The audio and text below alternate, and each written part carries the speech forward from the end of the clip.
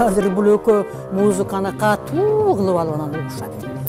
Мен бул үйдө 40 жылдан бери жашаймын. Бардык жашоочуларды жакшы билемин.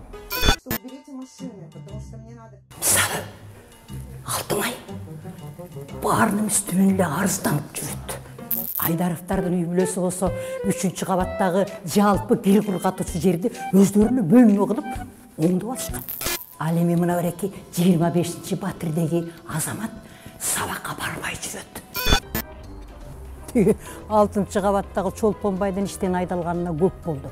Бирок деген иштеп жүрүп болуп жүрөт. Мен жада калса, ар биринин Wi-Fi'нын паролун дагы билемин. Мен баарын билемин. А бирок мага бир гана нерсе табышмак.